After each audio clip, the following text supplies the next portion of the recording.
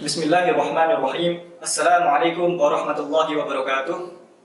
Alhamdulillahirabbil alamin wa bihi nasta'inuhu ala umuri dunya waddin. Wassalatu wassalamu ala sayyidil anbiya'i wal mursalin sayyidina wa maulana Muhammad wa ala alihi wa sahbihi ajma'in. Asyhadu an la ilaha illallah wahdahu la syarika lah wa asyhadu anna Muhammadan abduhu wa rasuluhu la nabiyya ba'd. Allahumma shalli wa sallim wa karrim wa 'azzim ala sayyidina Muhammad wa ala alihi wa sahbihi ajma'in wa man tabi'ahum bi ihsanin ila yaumil qiyamah. اللهم انفعنا بما علمتنا وعلمنا ما ينفعنا وزدنا علما وارزقنا فهما. ربنا افتح علينا فتوح العارفين بحكمتك وانشر علينا رحمتك وذكرنا ما نسينا يا ذا الجلال والاكرام. ربنا زدنا علما وارزقنا فهما وتمم لنا بالخيرات.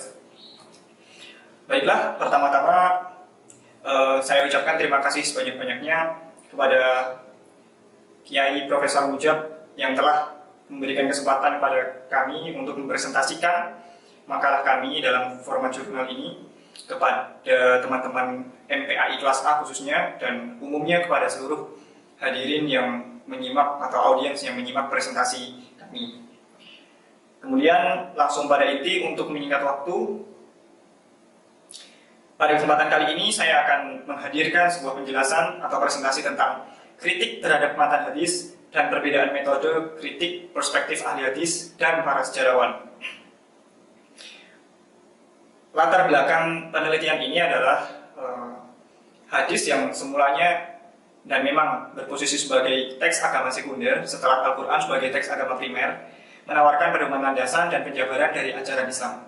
Hadis yang berposisi sebagai teks sekunder tentu berbeda dengan Al-Quran, baik dari segi keaslian teksnya dan juga periwayatannya. Kan kalau Al-Quran sudah dijamin bahwasanya dari segi redaksi itu asli dan dari segi sumber itu juga asli karena langsung dari Allah. Dan Allah sendiri yang menjamin. Sedangkan hadis sebagai teks sekunder memang keasliannya apabila dari Nabi memang dijamin asli, tapi yang dipertanyakan dalam konteks kritik hadis adalah apakah benar-benar bersumber dari Nabi atau tidak, dan apakah redaksinya memang persis seperti yang redaksi Nabi katakan atau mirip atau bahkan Nabi tidak pernah mengatakan sama sekali. Itulah yang diteliti dalam konteks naqdul hadis atau penelitian kritik hadis seperti itu ya. Jadi Quran sudah dijamin keasliannya, sedangkan hadis periwayatannya dan keasliannya masih belum 100% terjamin. Untuk itulah adanya kritik hadis seperti itu. Namun para ulama dahulu lebih terbanyak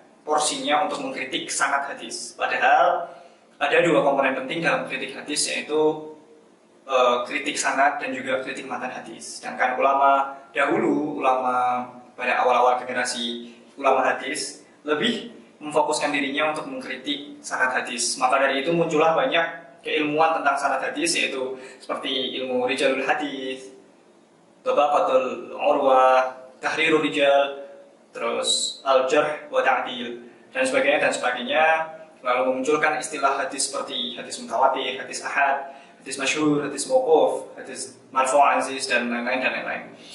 Itulah kenapa ulama dahulu kurang dalam memfokuskan atau mengimbangi porsinya untuk mengkritik matan, tetapi justru sangat berlebih untuk kritik sanad hadis seperti itu. Ya. Selain hal itu, terdapat beberapa golongan ahli sejarah yang mengkritisi hadis dilihat dari kacamata historis atau kacamata sejarah sendiri. Tentunya nanti akan terdapat beberapa perbedaan-perbedaan yang sebenarnya tidak terlalu mendasar, hanya saja berbeda di metodologi pengkritikan hadis tersebut, terutama pada sisi matanya. Namun hal tersebut juga memberikan output yang berbeda bagi kritik hadis tersebut, antara kritik hadis model muhaddisin dan juga ahli sejarah seperti itu. Nah, jadi kemudian metode penelitiannya adalah metode penelitian dari makalah saya, yaitu menggunakan deskriptif kualitatif. Sedangkan jenisnya adalah studi pustaka atau library research yang mengkaji data dan informasi yang diperoleh dari karya tulis atau literatur yang bersangkutan dengan tema yang saya bahas, seperti itu.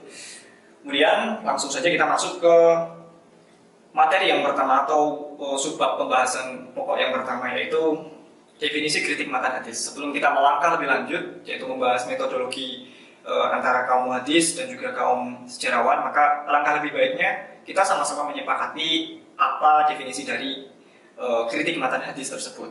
Yang pertama adalah matan terlebih dahulu. Apa itu matan? Secara bahasa atau etimologi, matan diambil dari kata matana, kata Arab ya, matana yang artinya secara letterlock yaitu sesuatu yang menghadap ke belakang jalan.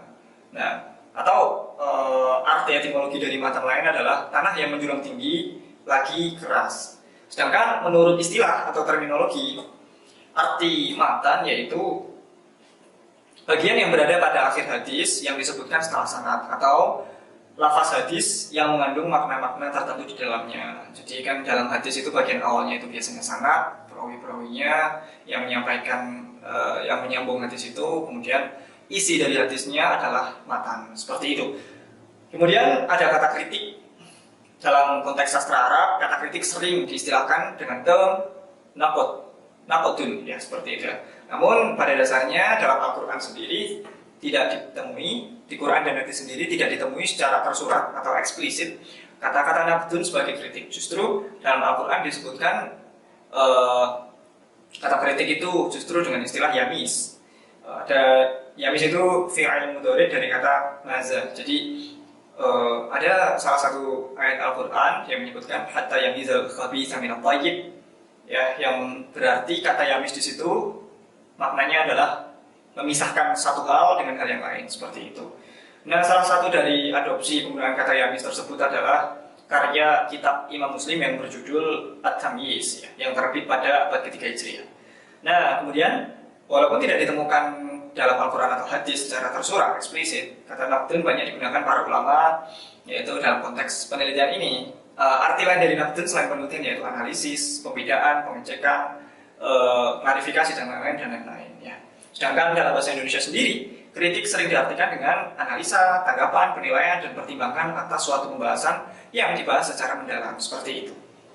Dalam tradisi ulama hadis, istilah naqdun seringkali dimaknai dengan definisi usaha untuk membedakan antara status hadis sahih dengan yang hasan dengan yang dhaif, dan menetapkan status para periwayatnya yang ditinjau dari seperti beberapa kategori yang disepakati, seperti obitnya, terus seperti akhlaknya seperti apa, terus adakah kecacatan yang melekat pada periwayat atau perawi hadis tersebut, dan lain-lain.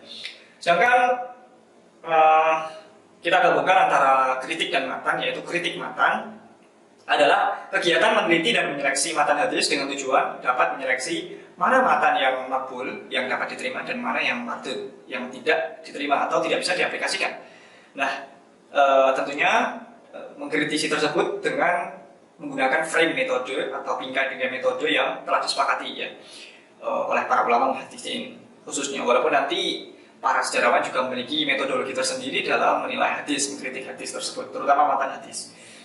Nah, dan pada subbab kedua, setelah kita mengetahui matan hadis atau definisi dari matan, kritik matan hadis, maka kita beranjak ke subbab yang kedua, yaitu periodisasi kritik matan hadis. Dalam makalah saya membagi menjadi 4 era, yaitu era Nabi, era sahabat pasca Nabi meninggal, terus yang ketiga adalah era tabi'in, serta yang terakhir adalah era ulama hadis kontemporer hingga sekarang. Yang pertama, kritik matan hadis pada era Nabi. Sebenarnya praktik kritik ini telah ada di zaman Nabi, ketika Nabi masih hidup, ketika sahabat masih bergaul di tengah-tengah Nabi. Tetapi kritik pada zaman Nabi tersebut masih berbentuk koreksi atau hanya menanyakan ulang, konfirmasi, klarifikasi terhadap kebenaran hadis atau kabar yang tersebar di tengah-tengah sahabat, seperti itu. Tentunya kritik tersebut bisa dijamin kebenarannya karena subjek yang dimintai konfirmasi atau klarifikasi itu Nabi sendiri. Jadi kebenarannya 100% terjamin karena memang ya Nabi terhindar dari salah dan juga dosa atau maksum, seperti itu, ya. Jadi sifat kritiknya atau klarifikasi dan konfirmasinya adalah sangat objektif karena yang mengklarifikasi benar atau tidaknya kabar hadis yang tersebar tersebut adalah Nabi sendiri. Dijamin objektif. Nah, namun terlepas dari itu semua, hal tersebut mengisyaratkan bahwa praktik kritik hadis telah berlangsung pada zaman Nabi masih hidup. Kemudian era yang kedua, setelah Nabi SAW meninggal atau wafat, kritik hadis ini berlanjut, ya. Yang perintisnya adalah sahabat-sahabat besar seperti Sayyidina Abu Bakar Siddiq, Sayyidina Umar bin Khattab, Sayyidina Ali bin Abi Thalib, dan seterusnya. diteruskan oleh istri Nabi sendiri, Sayyidah Aisyah radhiyallahu anha, kemudian sahabat-sahabat besar seperti Ibnu Umar, Ibnu Abbas, Ibnu Mas'ud, Anas bin Malik, dan Ubaidah bin Samit. Nah, seperti itu ya. Dengan meluasnya penyebaran agama Islam pada zaman Umar bin Khattab, ketika itu kan Umar bin Khattab banyak melakukan program ekspansi ajaran Islam ke luar negeri, bahkan sampai ke daratan Afrika. Nah, dengan seperti itu, banyak juga tersebar pula ajaran-ajaran Islam, yang mana salah satu komponen pentingnya adalah hadis. Intinya tersebar pula hadis ke seluruh penjuru dunia yang telah mengenal Islam pada saat itu. Nah, ketika dalam kondisi seperti itu, maka potensi terhadap terjadinya kekeliruan dalam penyebaran hadis tersebut juga semakin besar. Oleh karena itu, urgensi akan kritik hadis ikut membesar dengan membesarnya juga jumlah populasi umat muslim pada saat itu. Kemudian, nah, pada era setelah Nabi wafat juga banyak sekali peristiwa politik di kalangan sahabat sendiri. Contohnya saja ketika Sayyidina Utsman bin Affan terbunuh dan juga meletusnya peperangan antara golongan Muawiyah dan golongan pendukung Sayyidina Ali bin Abi Thalib. Nah, dalam peristiwa pergolakan politik tersebut banyak juga bermunculan hadis-hadis palsu yang tujuannya untuk menguatkan golongannya sendiri, memberikan keutamaan dan sebutan-sebutan yang mulia bagi golongannya sendiri, golongan politiknya, dan juga untuk menjatuhkan golongan oposisi atau lawannya. Itulah kenapa sangat urgen sekali sebetulnya mulai dari zaman Nabi sudah tidak ada atau wafat untuk melakukan kritik hadis, kritik sanad maupun matan juga seperti itu. Nah, salah satu contoh tentang konfirmasi hadis oleh sahabat kepada Nabi adalah hadis riwayat Imam Malik, Abu Dawud, At-Tirmidzi, dan Ibnu Majah ketika Sayyidina Abu Bakar didatangi oleh seorang nenek untuk mengambil bagian warisan dari cucunya. Oh maaf, ini salah satu contoh tentang konfirmasi dari satu sahabat ke sahabat yang lain. Jadi sahabat ini saling mengklarifikasi dan mengkonfirmasi apakah hadis tersebut, apakah suatu hadis benar-benar ada dan benar-benar sahih seperti itu. Nah, ketika itu Sayyidina Abu Bakar ditanya oleh seorang nenek untuk mengambil bagian warisan dari cucunya. Apakah ada seperti itu, bagian warisan bagi bagian warisan untuk cucunya. Ketika itu Sayyidina Abu Bakar berkata, saya tidak menemukan dalil di Al-Quran dan di Al-Hadis. Tidak pernah pula saya mendengar dari Rasulullah SAW memberi bagian warisan bagi seorang nenek seperti itu.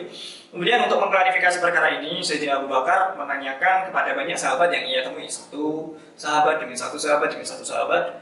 Kemudian ada salah seorang sahabat yang mengkonfirmasi secara jelas dan tegas yang bernama Al-Mughirah. Beliau mengkonfirmasi bahwa saya pernah mendengar Rasulullah SAW memberi 1/6 bagian untuk seorang nenek. Jadi jatah untuk seorang nenek untuk warisan adalah 1/6. Kemudian Abu Bakar bertanya kepadanya, siapa dari kalian yang mendengar pernyataan serupa ini? Kemudian ada sekelompok sahabat tersebut yang bernama Muhammad bin Maslamah bersaksi atas kebenaran pernyataan yang telah dilontarkan oleh Al-Mughirah. Dengan persaksian salah seorang sahabat tersebut, kemudian Abu Bakar memberi 1/6 bagian warisan untuk nenek yang datang kepadanya tersebut. Itu contoh yang pertama. Banyak sekali contoh, namun saya hanya menyebutkan 2 contoh saja. Contoh selanjutnya adalah ketika istri Nabi, Sayyidah Aisyah radhiyallahu anha, yang menolak jumlah hadis yang diriwayatkan oleh sahabat Abu Hurairah radhiyallahu anhu. Hadis tersebut menyatakan bahwa orang mati disiksa dengan sebab tangisan keluarganya. Hadis lain yang ditolak oleh beliau adalah hadis tentang anak hasil zina tidak akan masuk surga. Penyebab hadis pertama dikritik oleh Sayyidah Aisyah radhiyallahu anha adalah karena terdapat kesalahan dalam periwayatan. Beliau, Sayyidah Aisyah radhiyallahu anha, menjelaskan bahwa asbabul wurud dari hadis ini adalah ketika Rasulullah SAW melintas dekat seorang Yahudi yang sedang dalam keadaan isak tangis yang berlebih karena salah satu anggota keluarganya meninggal. Kemudian Rasulullah bersabda, mereka menangisinya padahal mayatnya sedang disiksa di kuburnya. Sedangkan penyebab hadis kedua mendapat kritikan karena hadis kedua adalah yang anak hasil zina tidak akan masuk surga. Tentunya itu tidak fair ya menurut Sayyidah Aisyah karena bertentangan dengan Al-Quran, khususnya surah Fatir ayat ke-18 bahwa sejatinya seseorang tidak akan menanggung dosa orang lain, inti ayatnya tersebut. Nah, jadi apabila ada hadis sahih yang bertabrakan dengan Al-Quran, maka tetap Al-Quran yang bagaimanapun bentuk komprominya, Al-Quran tetap di hierarkinya paling tinggi seperti itu, diprioritaskan. Itulah 2 contoh hadis dua contoh kritik hadis ketika Nabi Muhammad telah wafat atau era sahabat pasca meninggalnya Nabi SAW. Selanjutnya era yang ketiga adalah era tabi'in. Pada masa ini para ahli hadis lebih fokus kepada kritik sanad dibandingkan dengan kritik matan. Nah, saya akan menyebutkan beberapa contoh ahli hadis yang sering mengkritik sanad hadis ya. Yaitu ada ulama Muhammad bin Sirin, Syu'bah al-Hajjaj, Yahya ibn Ma'in, Ahmad ibn Hanbal atau pendiri mazhab Hambali, Imam Al-Bukhari, Imam Muslim, Imam Abu Daud, dan lain-lain dan lain-lain. Pada era ini lebih terfokus ya pada kritik sanad, bukan kritik matan sekali lagi. Tetapi hal tersebut bukan bermaksud untuk mengabaikan sama sekali kritik matan ya. Salah satu buktinya, bukti kritik matan ketika ada salah satu murid Ibnu Abbas bernama Quraib mendiskusikan kebenaran redaksi matan dari hadis tentang posisi Abdullah bin Abbas yang berada di samping Nabi ketika menjadi makmum sholat yang diimami oleh Nabi sendiri ketika di rumah Maimunah. Nah, kemudian setelah melalui proses diskusi mu'aradhah yang berjalan, kemudian diambil kesimpulan bahwasanya ketika itu posisi Ibnu Abbas berada di sebelah kanan, agak mundur sedikit dari Nabi Muhammad SAW. Nah, seperti itu. Nah, kritik hadis tersebut telah dicantumkan dalam kitab At-Tamyiz yang dikarang oleh Imam Muslim radhiyallahu anhu. Kemudian era yang terakhir yaitu era kritik hadis kontemporer.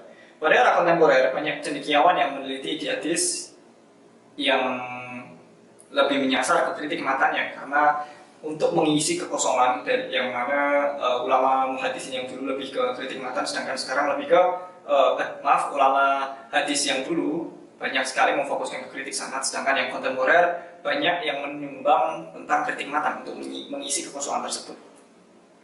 Banyak contoh kitabnya seperti kitab Manhajul Muhaditsin, tulisan Ahmad Umar Hashim, terus Al-Mahadil li Dirasati Sunnah An-Nabawiyah karangan Yusuf Qaradawi, terus Juhud Al-Muhaditsin karya Tahir Al-Jawabi yang menjadi banyak sumber rujukan dari makalah ini, terus Manhajul Naqd Al-Muhaditsin karya Nuruddin, kemudian ada Manhaj Naqd Indal Muhaditsin karya Al-Azami dan lain-lain. Masih banyak karya-karya yang lain pada era kontemporer yang banyak juga membahas tentang kritik matan hadis. Kemudian subbab yang ketiga dalam makalah ini yaitu objek dan tujuan kritik matan hadis. Terdapat 3 objek kritik matan hadis yang meliputi sebagai berikut. Yang pertama adalah hadis sahih. Tentu yang dibandingkan antara satu matan hadis dengan matan hadis yang lainnya adalah dua-duanya harus sahih. Tidak boleh kita membandingkan satu matan hadis sahih dengan satu matan hadis dhaif karena tentu telah derajatnya lebih unggul yang hadis sahih seperti itu. Makanya persyaratan pertama untuk membandingkan adalah harus sama-sama sahih sanadnya seperti itu. Yang kedua, objeknya yaitu mukhtalaful hadis. Artinya adalah ketika ada 2 hadis yang sama-sama bersambung sahih sanadnya, namun maknanya secara lahir bertentangan tetapi masih dapat dikompromikan dengan cara yang wajar dan tidak berlebihan atau terkesan memaksa, maka itu sebaiknya dikompromikan seperti itu. Nah, tujuannya dipelajari mukhtalaful hadis ini adalah untuk mengetahui bahwa mana sih hadis sahih yang kontra antara satu dengan yang lainnya, matannya seperti itu, dan bagaimana cara untuk mengkompromikan kedua hadis tersebut. Tentunya dengan cara-cara yang masih wajar dan tidak berlebihan. Kemudian objek yang ketiga yaitu gharibul hadis, yaitu ilmu yang mempelajari tentang istilah-istilah yang susah yang sering ditemui dalam matan hadis seperti itu. Dengan pelajari ilmu ini maka apabila muncul istilah-istilah yang belum atau jarang sekali didengar, maka kita dapat mengetahui perbedaan antara satu matan hadis dan apakah masih bisa dikompromikan atau tidak dengan istilah tersebut. Oke, selanjutnya adalah tujuan dilakukannya kritik matan hadis menurut Muhammad Tahir Al-Jawabi yaitu yang pertama ada dua tujuan secara garis besar. Yang pertama untuk memutuskan dan menentukan benar atau tidaknya suatu muatan yang terkandung dalam hadis. Yang kedua untuk untuk menggapai pemahaman yang absah lagi benar mengenai makna atau kandungan sebuah matan hadis. Dengan kata lain, kritik matan hadis dilakukan guna untuk mencari kebenaran dan keabsahan dari teks hadis, khususnya bagian matan, serta mendapatkan pemahaman dan penafsiran yang tepat mengenai makna atau kandungan sebuah matan hadis. Kemudian kita masuk ke subbab yang inti dari makalah ini, yaitu perbandingan metode kritik matan hadis menurut muhaddisin dan ahli sejarah. Nah, kemudian metodenya juga seperti itu. Yang pertama, kritik matan hadis menurut ahli hadis.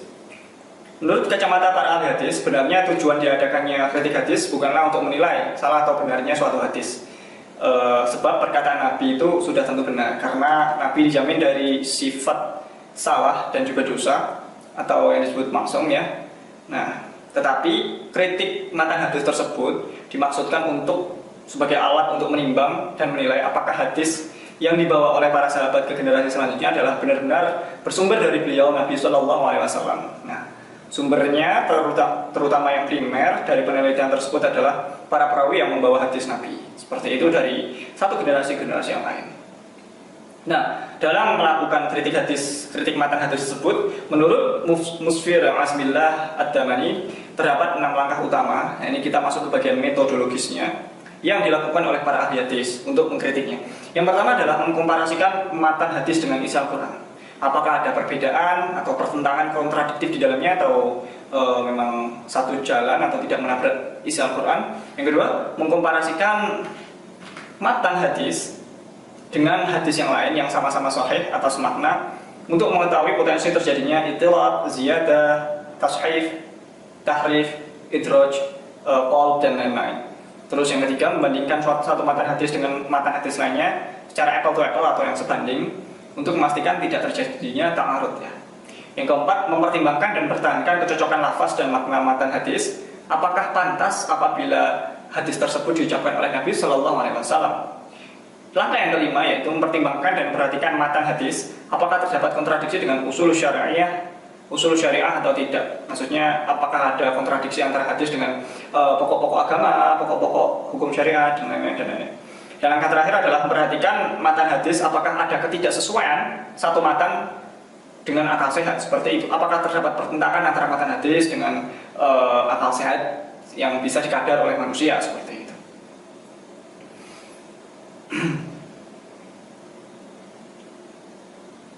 Nah, yang paling penting dari langkah tersebut adalah, yang paling urgen adalah membandingkan isi matan hadis sahih dengan Al-Quran, apakah sejalan atau terdapat kontradiktif. Apabila ada kontradiktif, maka jelas kritik matan hadis sahih tersebut kemungkinan ya tidak benar atau marfu tertolak, seperti itu. Dan apabila dikomparasikan dengan hadis sahih lainnya, hadis dengan hadis, maka dikompromikan dan dicari jalan keluar atau titik temunya yang ideal itu seperti apa, tanpa sekali lagi melakukan hal tersebut tanpa memaksa, seperti itu. Atau hal yang disebut dengan istilahnya mukhoromah, seperti itu ya. Ada dua ulama besar, ulama hadis maupun fikih, yaitu Imam Syafi'i dan Imam Hanafi, yang dalam kitabnya menulis langkah-langkah mukhoromah ini apabila misal ditemui ada dua matan hadis yang seakan-akan kontradiktif. Imam Syafi'i metodenya terdiri dari tiga tahapan, yaitu yang pertama jam'un nasakh, yang kedua tarjih, yang pertama al-jam'u, yang kedua an-nasakh, dan yang ketiga tarjih. Sedangkan Imam Hanafi tiga tersebut ditambahi dengan cuman dibalik nasakh, tarjih, dan juga jam'u, seperti itu. Nasakh, tarjih itu artinya memilih dalil yang lebih kuat. Al-jam'u itu menggabungkan atau mengkompromikan dua matan hadis, dan nasakh itu membatalkan dalil atau hadis yang lemah, dinilai lebih lemah, seperti itu. Sedangkan Ibnu Hajar Al-Asqalani ada 4 langkah, yaitu 3 langkah tersebut dan ditambahi dengan langkah terakhir, yaitu tawakuf. Apabila tidak ditemui, maka ya sudah dibiarkan dua hadis tersebut yang kiranya kontradiktif sampai ada dalil atau petunjuk yang dapat menghilangkan kontradiksi tersebut ya.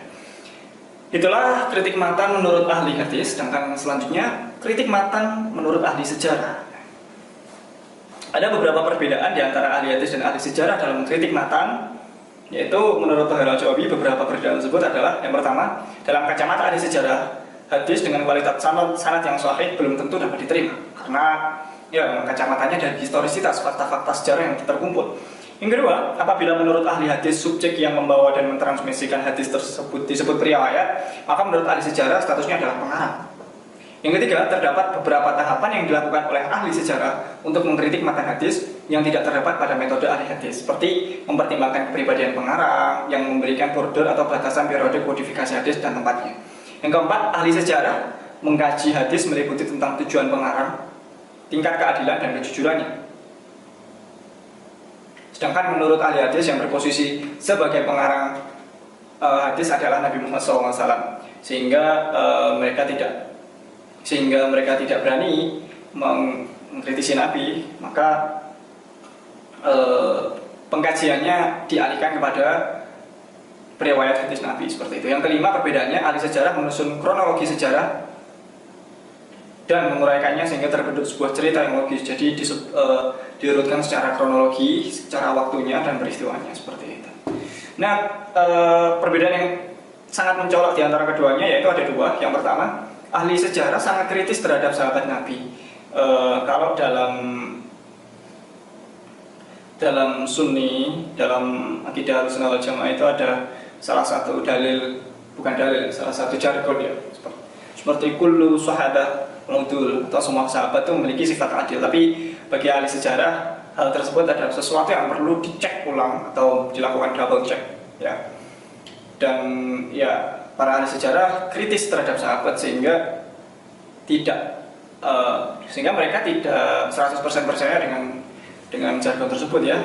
Tentu seperti kalangan Syiah dan Mu'tazilah sendiri menolak adagium tersebut juga, ya, kullu sahabat mudul. Nah, dalam para sejarawan memandangnya tetap sahabat itu manusia yang tetap mempunyai potensi untuk salah, lupa, dan juga tergelincir, maka harus dilakukan double check atau lebih kritis terhadap sahabat Nabi, seperti itu, ya. Terus yang kedua adalah atensi terhadap kritik matan hadis. Para ahli sejarah